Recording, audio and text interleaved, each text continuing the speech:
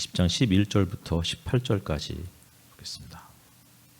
제가 먼저 읽겠습니다. 교독하겠습니다. 그런데 마리아는 무덤 밖에 서서 울고 있었다. 울다가 몸을 굽혀서 무덤 속을 들여다보니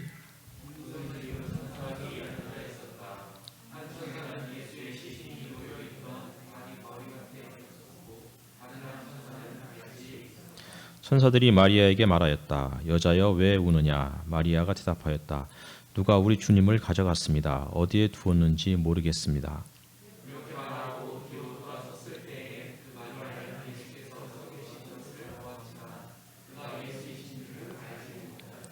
예수께서 마리아에게 말씀하셨다. 여자여 왜 울고 있느냐? 누구를 찾느냐?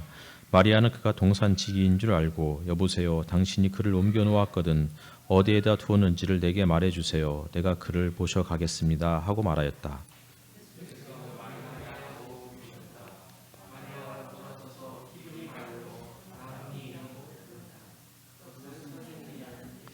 예수께서 마리아에게 말씀하셨다. 내게 손을 대지 말아라. 내가 아직 아버지께로 올라가지 않았다. 이제 내 형제들에게로 가서 이르기를 내가 나의 아버지 곧 너희의 아버지 나의 하나님 곧 너희 하나님께로 올라간다고 말하여라.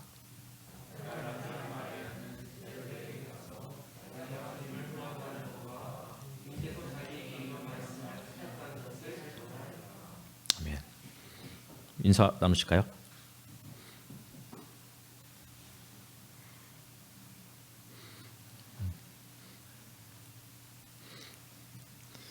너무 힘이 없어요. 아침 안 드시고 오셨죠? 그래서 그렇다고 생각이 들지만 그래도 집에서 막 잔소리하고 막 바가지 긁을 때는 막 목에서 막 저희 집 사람이 그렇다는 얘기는 아니고요. 네, 문상남 형제님이 샬롬 반성역에서 노원역 가는 중입니다. 반성역에서 오셨어요? 왜? 아, 잠시 세종에서 오는 거지, 그치요? 2000년 전 첫 부활의 아침을 상상해 보았으면 좋겠습니다. 어떤 풍경이었을까요?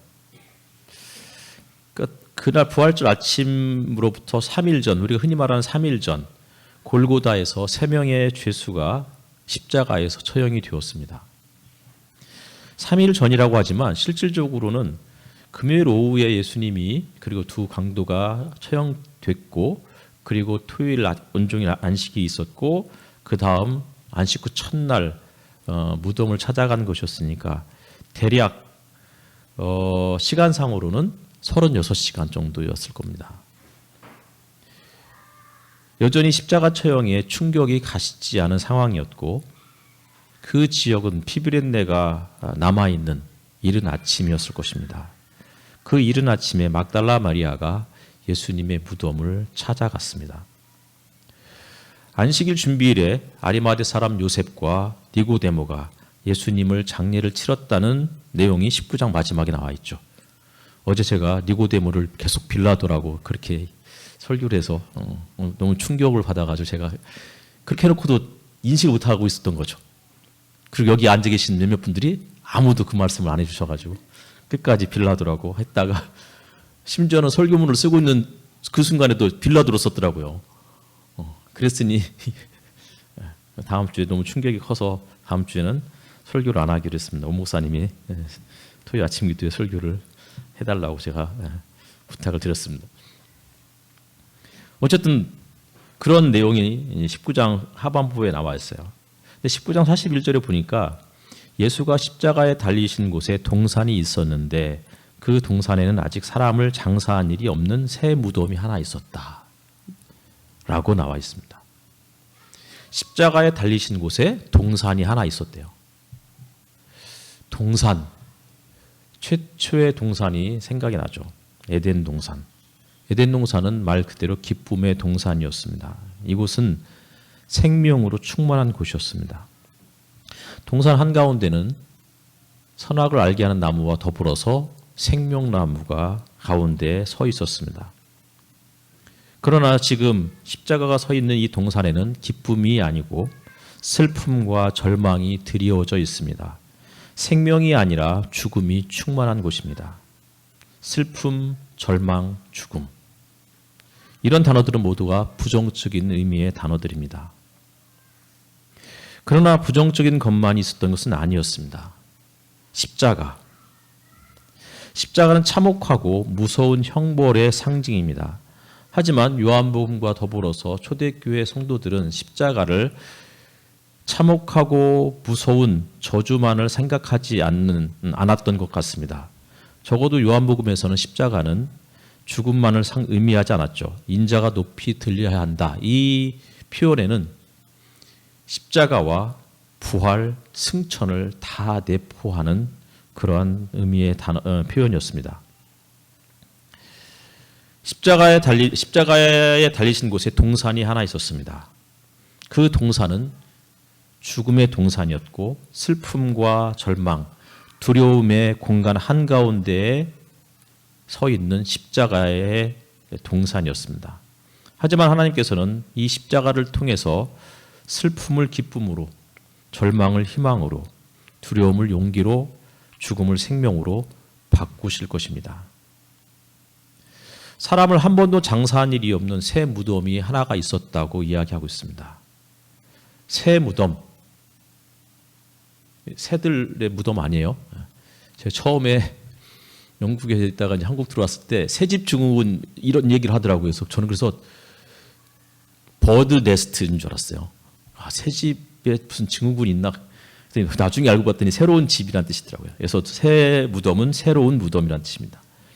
하지만 아무리 새 무덤이라 할지라도 무덤은 무덤인 거죠. 한 번도 사람이 죽지 않았지만 그래도 사람은 죽을 수밖에 없습니다. 그러니 사람이죠. 무덤도 마찬가지예요. 아무리 새로운 무덤이라고 해도 그것은 무덤일 뿐인 거예요.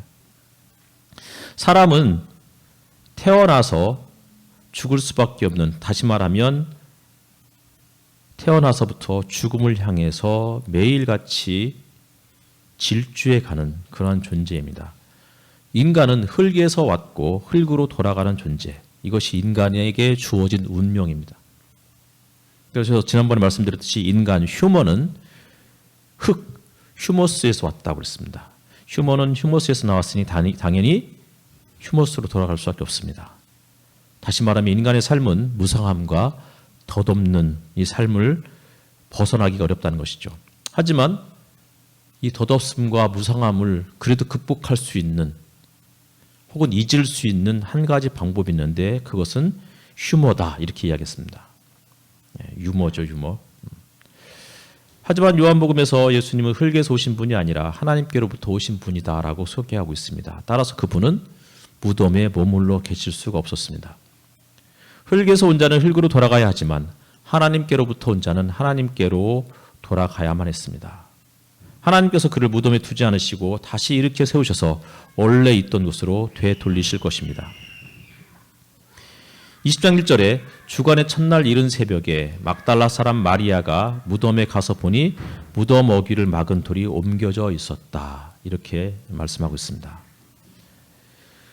주간의 첫날 이른 새벽, 개역개정은 안식 후 첫날 이렇게 되어 있습니다. 그리고 이른 새벽을 아직 어두울 때라고 이렇게 표현했습니다.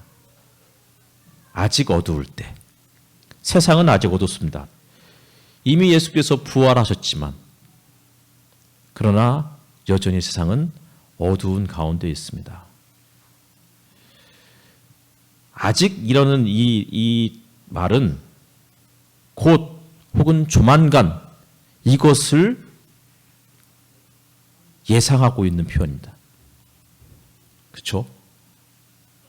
아직 어둡지만 곧 밝아질 것입니다. 아직은 슬픔의 눈물을 흘리고 있지만 곧 또는 언젠가 혹은 조만간에는 모든 눈물을 닦고 새로운 생명에 대한 환희와 희열, 기쁨이 충만해지는 그러한 때가 임할 것이다. 이것이 이 아직 어두울 때 이 아직에 포함되어 있는, 내포되어 있는 그런 단어가 아닌가 싶습니다. 무덤 어귀를 막은 돌이 이미 옮겨져 있었다고 이렇게 표현하고 있습니다. 이미라는 단어도 또 우리가 주목해 보아야 할 단어입니다. 세 번역에서의 이 이미는 영어 성경이나 헬라어 성경에는 사실 나와 있지 않은 그런 부사입니다. 영어 성경이나 혹은 헬라어 성경에는 과거 완료 시제로 되어 있습니다. 하지만 우리말 표현에는 과거 완료라는 표현이 없기 때문에 이미라는 이 표현을 세번역에서 이렇게 삽입을 했습니다. 아직 어두울 때였지만 이미 돌이 옮겨져 있었다. 이 말은 마치 기독교 신앙의 핵심을 말해주는 것만 같습니다. 기독교 신앙의 핵심이 뭐죠? 이미와 아직 사이를 살아가는 신앙의 여정, 이렇게 이야기하잖아요. 그런데 여기서는 이미와 아직이라고 이렇게 이야기하지 않고 뭐예요? 아직 어두울 때 이미 돌이 옮겨져 있었다. 다시 말하면 요한복음 20장에는 아직과 이미를 이야기하고 있습니다. 아직까지는 원하고 바라던 일이 이루어지지 않아서 답답하고 우울할 수밖에 없습니다. 하지만 절망과 죽음의 현장에 가보니 그곳에는 이미 돌문이 옮겨져 있었습니다. 이미와 아직 사이를 살아가는 것이 우리 신앙인들의 여정이지만 때로는 이미와 아직이 아니고 아직과 이미가 우리에게 더 희망적으로 들릴 것입니다. 아직 하나님께서 우리의 기도를 들어주지 않으셨지만 이미 그분이 준비하고 계시리라는 믿음.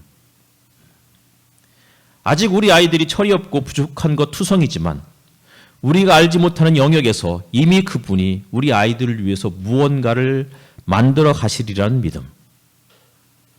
지금은 아직 연약하고 아프지만 하나님께서 조만간 다시 회복해 주시리라는 희망.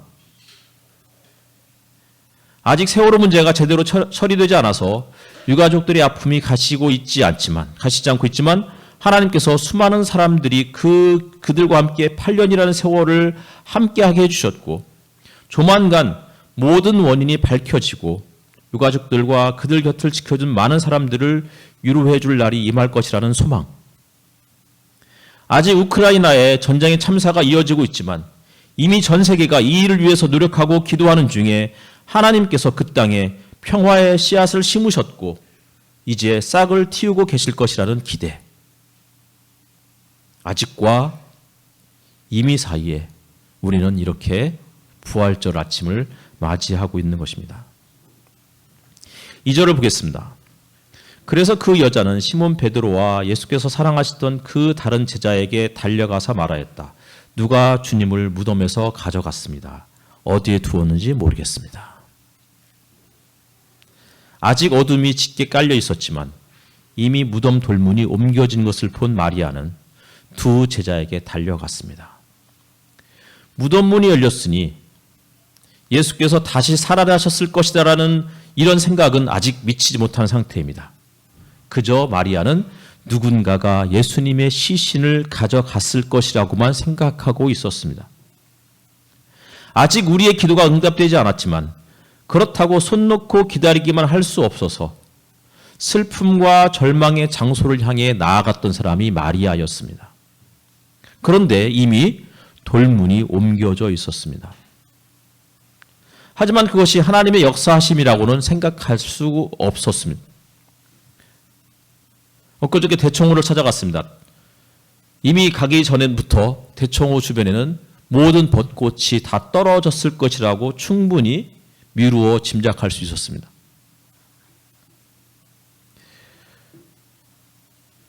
그래서 꽃이 다 떨어졌으니 볼거리가 없을 줄 알았는데 그리고 대청호를 찾아갔더니 정말 거의 모든 꽃이 다 떨어졌습니다. 그래서 꽃이 다 졌기 때문에 볼 것이 없을 줄 알았는데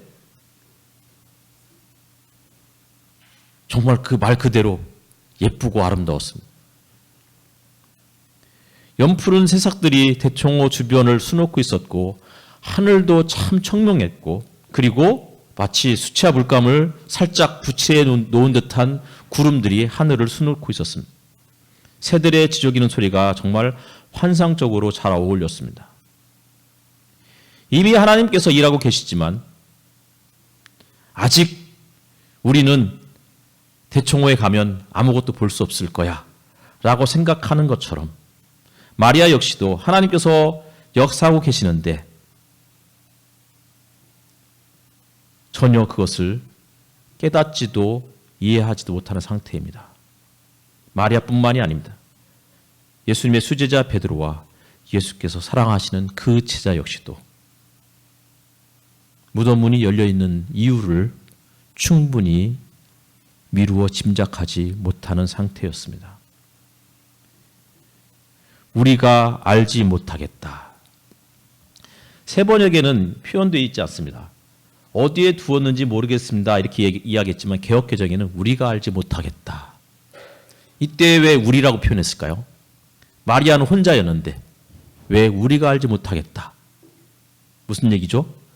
나도 모르지만 예수님의 수제자인 베드로나 혹은 예수께서 사랑하시는 그 제자 역시도 모르고 있다라는 것을 이 우리라는 단어에 그렇게 암시하고 있는 것이겠죠. 그리고 이 우리에는 우리도 포함되어 있는 그런 단어입니다. 이미 무덤의 돌문이 옮겨진 것을 본 마리아, 아직 무덤을 확인하지 못한 두 제자 모두 하나님께서 날이 어두운 사이에 아직 어두울 때에 안식일 준비일로부터 안식 후 첫날일 이 36시간 동안에 어떤 일을 하고 계시는지 그들은 알지 못했고 사실 우리도 알지 못한 상태입니다. 그러니 부활절 이 아침에 기쁨이 우리에게는 실감나지 않습니다. 그래도 그 두 제자는 마리아의 이야기를 듣고 확인하러 자신들이 머물러 있었던 그 자리를 박차고 일어나서 무덤으로 달려갔습니다. 사랑하는 제자가 앞서 나갔지만 무덤 안에 먼저 들어선 사람은 베드로였습니다. 사랑하는 제자는 무덤 밖에서 안을 들여다보았습니다. 안을 들여다보니 삼배가 보였습니다. 세마포. 하지만 베드로는 안으로 들어갔습니다. 그랬더니 베드로는 세마포 혹은 삼배만 본 것이 아니고 예수님의 머리를 싸맸던 수건도 볼 수 있었습니다. 마리아는 돌문이 옮겨진 것만 보고 예수님의 시신이 사라졌다고 생각했습니다. 반면에 요한은 무덤 밖에서 무덤 안을 들여다보았는데 그때 그가 본 것은 삼배가 전부였습니다. 베드로는 무덤 안으로 들어가서 보니 삼배와 예수님의 머리를 싸맸던 수건을 보았습니다. 어디까지 들어가느냐 혹은 어느 지점에 서 있느냐에 따라서 다르게 보이죠. 마리아는 무덤 문이 열려있는 것만 보았고 그래서 삼배나 수건을 보지 못했고 요한은 무덤 밖에서 안을 들여다보니 삼배만 보였고 베드로는 안을 들어가서 보니까 삼배와 수건만 보았습니다. 하지만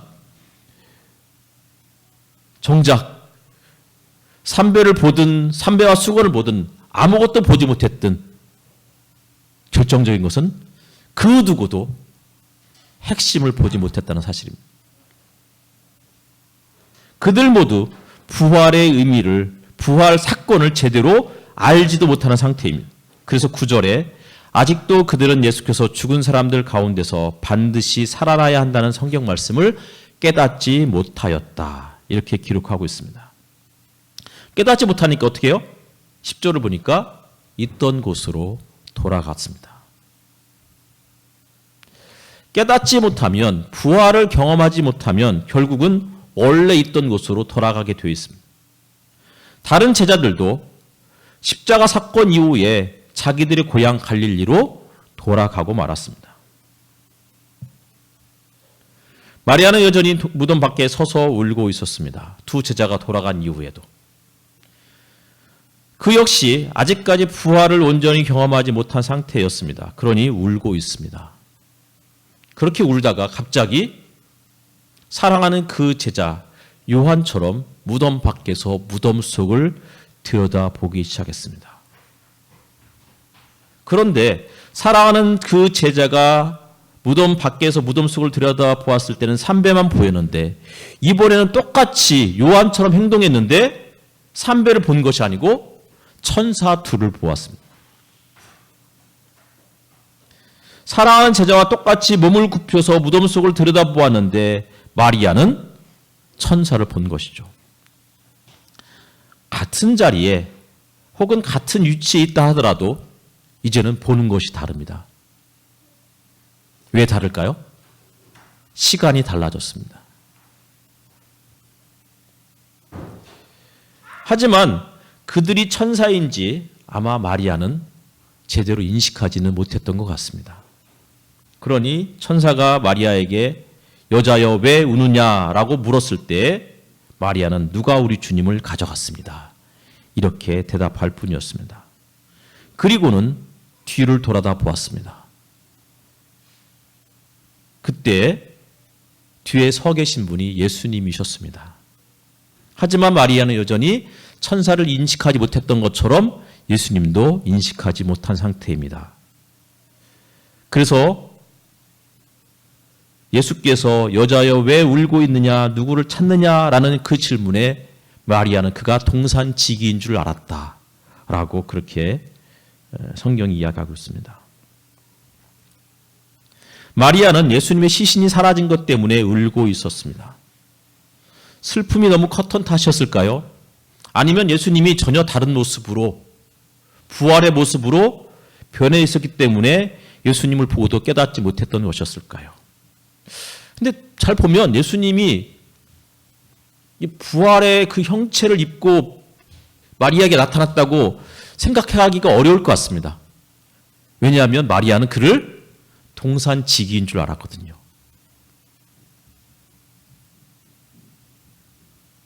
그래서 묻죠. 여보세요. 당신이 그를 옮겨놓았거든 어디에다 두었는지를 내게 말해주세요. 내가 그를 모셔가겠습니다. 동산지기. 19장 마지막에는 십자가가 서 있는 곳에 동산이 하나 있었다고 이렇게 이야기했었습니다. 그리고 마리아는 여전히 동산의 한가운데 머물러 있었고 그리고 예수님이 나타났는데 예수님을 동산지기라고 생각했습니다. 마치 최초의 동산에서 하나님께서 동산을 거니셨고 그리고 동산을 거니시는 중에 아담과 하와를 부르셨던 것처럼 이제 예수님이 마리아의 이름을 부르십니다. 마리아야. 아담아 내가 어디 있느냐 라고 부르셨던 그 하나님처럼 이제 예수님은 마리아야 그 이름을 부르셨고 그러자 마리아가 라부니 혹은 랍비여 라고 부르면서 예수님을 알아보게 되었습니다.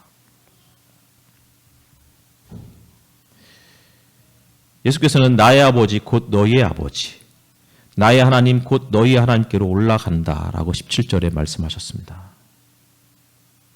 이제 예수님의 아버지는 마리아의 아버지가 되시고 그리고 아직까지 예수님의 부활을 온전히 깨닫지 못하는 우리들의 아버지가 되어주셨습니다.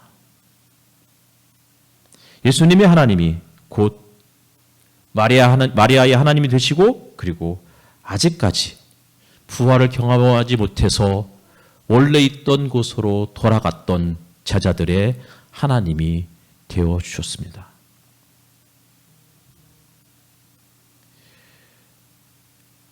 모든 것이 원상태로 회복되는 것 같은 그러한 부활절 아침의 장면입니다. 에덴의 회복.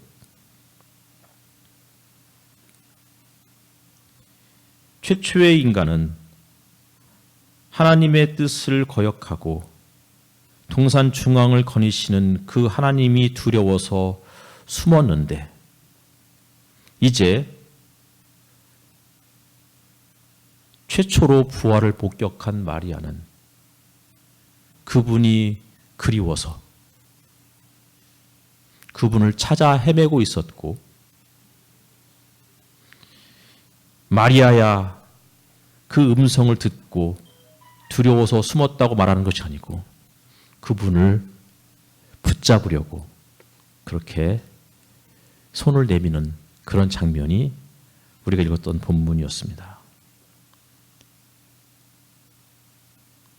처음 인간이 망가뜨렸던 세상을 이제 최초의 부활을 목격한 이 마리아를 중심으로 처음에 가장 아름다웠던 그 세상이 조금씩 회복되어 가고 있는 것입니다.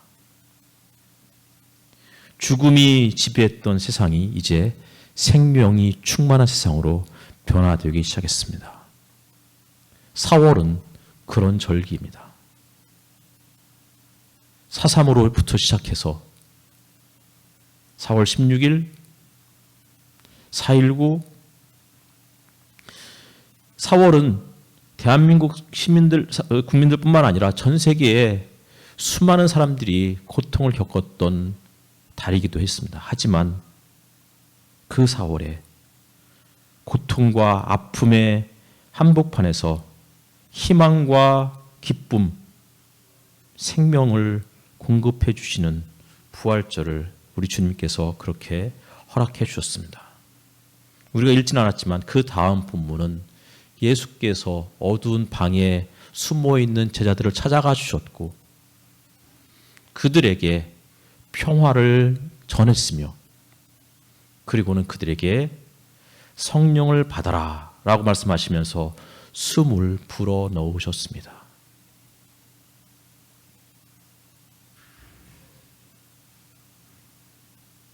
마치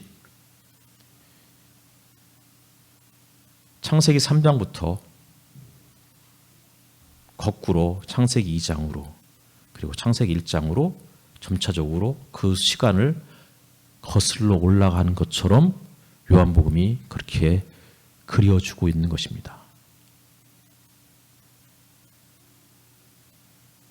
창세기 2장에서 숨을 불어넣으시고 최초의 인간에게 사람이 되게 하셨듯이 이제는 숨어있는 제자들에게 숨을 불어넣으심으로 성령을 받으라고 말씀하시면서 이제 새로운 인간으로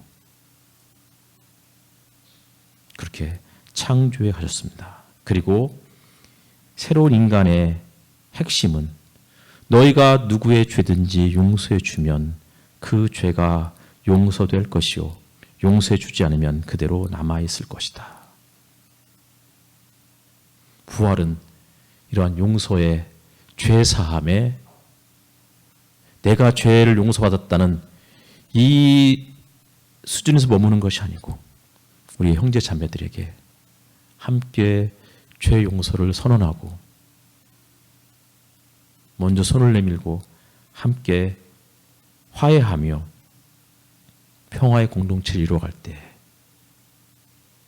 어두움 가운데서 빛이 있으라고 하시는 태초의 하나님이 천지를 창조하셨다는 창세기 1장 1절의 그 모습으로 회복된 것이 부활절 아침의 의미가 아닌가 싶습니다. 기도하겠습니다.